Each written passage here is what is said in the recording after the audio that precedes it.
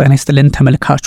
ሆርሙዝ ሰርጥ በድጋሜ በኢራን መዘጋቱ ይፋ ሆኗል። ኢራን ከነካችሁን አሁንም ዋጋ አስከፍላችኋለሁ የሚል ዛቻ ውስጥ ገብታለች። ከዛም ሲሻገር ፕሬዚዳንት ዶናልድ ትራምፕ ብዙ ያወራሉ መፍትሄ የላቸውም የሚል ትችት ሰንዝራለች። ኢራን አሜሪካን አደገኛ እርምጃ ልትወስድ እንደምትችል እየተነገረ ይገኛል። በጥቅሉ የኢራን አየር ክልልን በተወሰነ መጠን መከፋቱ ተነግሯል። ይሄ እስከ መቼ ይቀጥላል የሚለውም ታሳቢ ሆኗል። ፕሬዚዳንት ዶናልድ ትራምፕ ከቻይናው ፕሬዚዳንት ሺ ጂንፒንግ ጋር ምን አወሩ የሚሉትን ሰፋ አድርጌ ነግራችኋለሁ። ሰበር ዜና ነው ተመልካቾች። የሀገሪቱ መገናኛ ብዙኃን ናቸው የዘገቡት። የኢራን እንግዲህ መገናኛ ብዙኃን በተለያዩ አጋጣሚዎች የሆርሙዝ ሰርጥ መዘጋቱን በግልጽ አስቀምጠዋል። ያ ማለት እንግዲህ አይአርጂሲ ዳግም ሆርሙዝን መቆጣጠሩን ይፋ አድርገዋል። ይህ እጅግ አስቸጋሪ ነው። የኢራን የተማሪዎች ወኪል የሚባለው መገናኛ ብዙኃን፣ ፋርስ ዜና ወኪል እንደዚሁም እና ሌሎች የሀገሪቱ የብሔራዊ መገናኛ ብዙኃን የኢራን አብዮታዊ ዘብ ኃይል ወይም ደግሞ አይአርጂሲ በግልጽ ሰርጡን መቆጣጠሩን ይፋ አድርገዋል። ይሄ ወደ ቀደመ ሁኔታው ወይም ደግሞ ወደ ፕሪኮንዲሽኑ ወደ ፕሪስታተሱ ተመልሷል። ያ ማለት ከዚህ ቀደም ተዘግቶ ወደ ነበረው ድጋሜ መልሰነዋል የሚል ሀሳብ ነው ያጋሩት። ስለዚህ በየትኛውም አጋጣሚና ሁኔታ ችግሩ እንዴት ይታያል የሚለውን በግልጽ ያስቀመጠ ነው። የተወሰኑ እንደምታውቁት እንግዲህ የጭነት መርከቦች ለማለፍ እድሉን አግኝተው ነበረ፣ ግን በግልጽ መዘጋቱ ይፋ ሆኗል። ይህም ኦፍኮርስ ከዚህ ቀደም በነበሩ ጉዳዮች ላይ ዘላቂነት እንደሌለው የሚጠቁሙ መረጃዎች በይፋ ሲወጡ ነበረ። ያ ማለት አይአርጂሲ የኔም ፈቃድ ካላገኙ በስተቀር የትኛውን መርከብ በዚህ አካባቢ መንቀሳቀስ አይችልም የሚል ሀሳብ ነበር የሰጡት። ግን ኦብቪየስሊ እሱም የሚጠቁመው ነገር ያሳይ ነበረ። እንግዲህ የኢራን ሪቮሉሽነሪ ጋርድ ኮርፕስ የሚባለው ሁሉንም ሰርጡን ማለት መቆጣጠር ያለበትን ሁሉ መቆጣጠሩን በይፋ አስቀምጧል። ይህን እንግዲህ የዓለማችን መገናኛ ብዙኃን በተለያየ አቅጣጫ እየዘገቡት ያለ ጉዳይ ሆኗል። መነጋገሪያ ከመሆኑም ባሻገር ደግሞ እንዴት መፍትሄ ሊመጣለት ይችላል የሚለውንም ቆም ብለው ከማሰብ አንጻር ብዙ መንገዶችን መሄድ እንዳልቻሉ እየተነገረ ነው። አሜሪካና ኢራን እንግዲህ ሲዝፋየራቸውን ማስተካከል ካልተቻለ ወይም ደግሞ ማስተካከል ካልተቻለ የሆርሙዝ ሰርጥ ጉዳይ ብቻ አይደለም፣ ሙሉ የመካከለኛው ምስራቅ ጉዳይ አንሰርቴኒቲው እየጨመረ ይመጣል። እንግዲህ አንሰርቴኒቲ ኢዝ ዘ ኔም ኦፍ ዘ ጌም የሚል የስትሬት ኦፍ ሆርሙዝ ጉዳይ ወጥቷል። የሆርሙዝ ሰርጥን የተመለከቱ መረጃዎች ማለት እንግዲህ ስሙ አንሰርቴኒቲው ይሄ ነው ማለት ነው።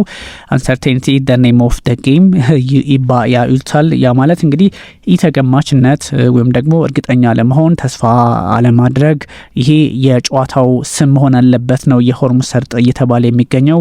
እንግዲህ በስትሬት ኦፍ ሆርሙዝ አማካኝነት የተለያዩ መርከቦች በተለይም እንግዲህ በተለያዩ ላለፈው ሰዓት ላይ በዚህ አጋጣሚ ሄዱ በተባለበት አጋጣሚ ጉድዊል ነው ከተባለ በኋላ እንግዲህ አሜሪካን በራሷ መንገድ ወደ ኢራን የሚገቡትን መቆጣጠሯ ይታወሳልና ሁኔታው በግልጽ የማያስኬድ እንደሆነ ይፋ ሆኗል።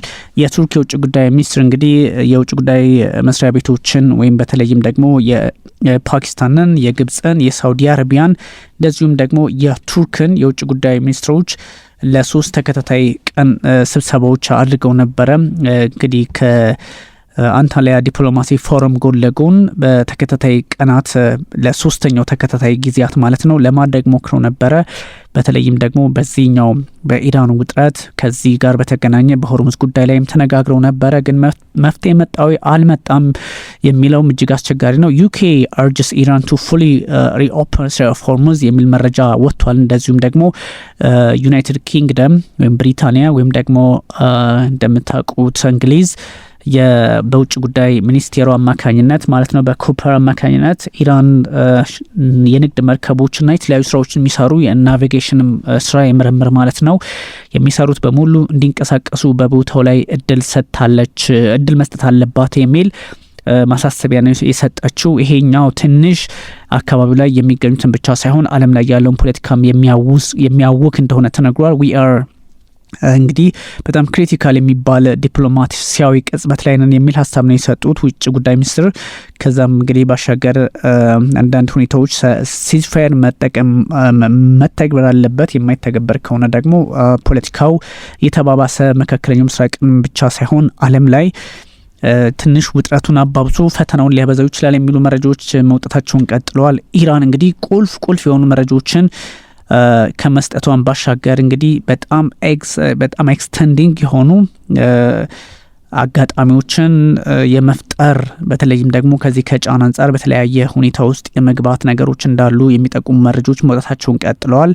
ኢራን በድጋሚ ሆርሙዝ ሰርጥን መዝጋቷ ደግሞ ትንሽ የዓለማችንን ፖለቲካም እንደዚሁ በጣም ጫና ውስጥ እያስገባ የሚገኝ ነው። አንዳንድ ሁኔታዎች የማይለወጡ አንዱ በሌላው ላይ ጫና ለመፍጠር የሚደረጉ ሂደቶችን ዩዝለስ በሆነ መንገድ የማካተት ጉዳዮችንም ዓለም እንደዚሁ እያስተናገደች ይገኛልና ይሄኛው በፖለቲካው መድረክ በብዙ ሰዎች ጥያቄ ውስጥ የሚታይ በጥያቄ መልክ የሚነሳ እየሆነ መጥቷል። ይህ ለምን ሆነ የሚሉ ጥያቄዎችንም ዘገባዎች እንግዲህ መውጣታቸውን መቀጠል ይገኛል። የሆርሙዝ ሰርጥ እንግዲህ ወዲያውኑ ከሰዓታት በኋላ ነው የተዘጋው። እንደምታውቁት መዘጋቱን ተከትሎ ደግሞ መርከቦች ሪሮት እያደረጉ ነው።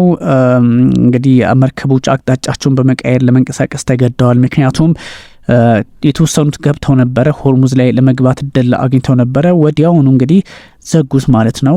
ወዲያውኑ ሲዘጉት ደግሞ ምንም አይነት አማራጭ የለም። የተለያየ አካባቢዎችን በራሳቸው መንገድ እያፈላለጉ መንቀሳቀስ ያስፈልጋቸዋል ነው የኢራን ብሔራዊ መገናኛ ብዙኃን እንግዲህ እንደዚህ አይነት ጉዳዮችን የባህር ሰርጥ መዘጋቱን መዘገቡ ይታወሳል። በርካታ መርከቦች እንግዲህ አቅጣጫቸውን ለመቀየርም ተገደዋል። ወደዚህ ሂዱ ወደዛ ሂዱ የሚሉ ነገሮችም እየተፈጠሩባቸው ነውና ትንሽ አስቸጋሪ ነው። የኢራን እንግዲህ በዚህ አይነት አቋም ውስጥ መግባቷም ሳያንስ እነ ፕሬዚዳንት ዶናልድ ትራምፕም ለመፍትሄ የቀረበ ሀሳብ ማምጣትና መስጠት አልቻሉም። ሰው እጅግ አስቸጋሪ እንደሆነ ተነግሯል። ኢራን እንግዲህ ፓርሻሊ ኤርስፔሷን እየከፈተች ይገኛል። ምን ያህል ሰላም ቢወርድ ነው የሚል መረጃም እንደዚሁ እየወጣ ይገኛል። በከፊል ወይም ደግሞ ፓርሻሊ የአየር ክልሏን መክፈቷ የተለያዩ መገናኛ ብዙኃን እየዘገቡት ይገኛል። ሜቢ አሁን በድጋሚ ደግሞ የመዘጋቱ ነገር ሊኖሩ ይችላል ማለት ነው። ያ ማለት እንግዲህ ለዓለም አቀፍ በረራዎች ክፍት አድርጌያለሁ ብላ ነበረ። እንዴት የትኛው ሀገር ነው ወደዛ ሊሄድ የሚችለው የሚለውም እጅግ ጥያቄ የሚያስነሳ ነው። የሀገሪቱ ሲቪል አቪዬሽን የሚባለው ባለስልጣን አስተዳደሩ ማለት ነው አድሚኒስትሬሽን የሚባለው ኦቶሪቲው የሀገሪቱ የአየር ክልል በተወሰነ መጠን ክፍት መሆኑን በግልጽ አስቀምጠዋል። እንግዲህ ምሽት 12 ሰዓት ተኩል አካባቢ ማለት ነው ክፍት እንደሚሆን በግልጽ አስቀምጠዋል። ይሄ በበጎ ሊታይ የሚችል ቢሆንም ግን አንዳንድ ጉዳዮች ስምምነቶች መልካቸው እንዲለውጡ የሚያደርጉ አካሄዶች እንዳሉ የሚጠቁም ነው። መርከቦች እያለፉ ነው ከተባለ በኋላ አዳዲስ ነገሮች ደግሞ በግልጽ እንደሚያሳዩ የሚጠቁሙ መረጃዎች ደግሞ የሚያሳዩትም አንዳንድ ሁኔታዎች በተለየ ሁኔታ በተለየ አጋጣሚ ጫና ውስጥ ሊገቡ እንደሚችሉ ነበረ። ፕሬዚዳንት ዶናልድ ትራምፕ በነገራችን ላይ እነዚህ ሆርሙዝ ሰርጥ ከመዘጋቱ በፊት ሲወጡ የነበሩ መረጃዎች ከኢራን በኩልም ተስፋ የሚሰጡም እንደዚሁ ስጋት የሚፈጹም ነበሩ። አደሴም ታይም ደግሞ ከአሜሪካን በኩል ያሉት ተስፋ የሚሰጡም አደሴም ታይም ደግሞ ጫና የሚፈጥሩ ነበሩ። እንደምታስታውሱት ፕሬዚዳንት ዶናልድ ትራምፕ እንግዲህ በጥሩ ሁኔታ ላይ እየሄደ ይመስለኛል ሉክስ ላይክ ምናምን የሚል ሀሳብ ነበር የሰጡት። ድርድሮች በበጎ ሊጠናቀቁ እንደሚችሉ ተስፋ አለኝ የሚል ሀሳብ ለመስጠት ሞክረው ነበረ ፕሬዚዳንት ዶናልድ ትራምፕ።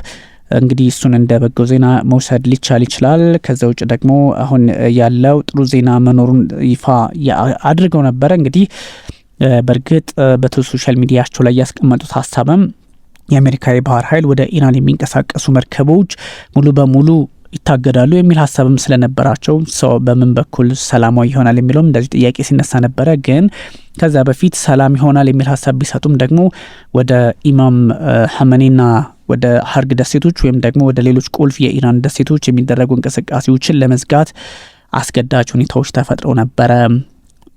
ስለዚህ በዛ መንገድ የምንቀጥልበት ይሆናል የሚል ሀሳብ ሰጡ። የኢራን የፓርላማ አፈ ጉባኤም እንግዲህ የምታውቋቸው መሐመድ ባጋር ጋሊባፍ የሚባሉት ማለት ነው ከአሜሪካ ከኢራን ጋር ባደረገችው ጦርነት ማሸነፏን አስመልክቶ ፕሬዚዳንት ዶናልድ ትራምፕ የሰጡት አስተያየት የበሬ ወለደ ትርክት ነው ብለው ነበረ። እንደዚህ አይነት ነገሮች ሲኖሩም ትንሽ አስቸጋሪውን የባህር ላይ ውንብድና ሊጨምር የሚችልም አጋጣሚ መፈጠሩን ያስቀምጣል። የፈረንሳዊ ፕሬዚዳንት ኢማኑኤል ማክሮንና የብሪታንያ ወይም ደግሞ የዩናይትድ ኪንግደም ጠቅላይ ሚኒስትር ኬር ስታርመር በፓሪስ ከ40 ሀገራት ጋር ወይም ከዛም በላይ ወይም ደግሞ 40 የሚሆኑ ሀገራት ጋር በሆርሙዝ ሰርጥ ጉዳይ ላይ መነጋገራቸው ይታወሳል። እሱም እንደዚሁ ታሳቢ መሆን አለበት። ስታርመር አንድ ሀሳብ ሰጥተው ነበረ። ማለትም የዩናይትድ ኪንግደሙ ጠቅላይ ሚኒስትር ከዚሁ ከፈረንሳይ በባህሩ ላይ የሚደረግ የመርከቦች እንቅስቃሴ የትራንስፖርት ነጻነትን ለመጠበቅ ሁኔታዎችን ሲፈቅዱ ወይም ደግሞ በተፈቀደ መንገድ በሰላማዊና ሁኔታዎችን በመከላከል ላይ ያተኮረ ዓለም አቀፍ ሚሽን እንደሚመሩ ይፋ ያደረጉበት አጋጣሚ ይታወሳልና ይሄኛው እነዚህ ሀገራት አሁንም ወደ ሆርሙዝ ሰርጥ የመግባት ፍላጎት እንዳላቸው የሚጠቁም ነበረ።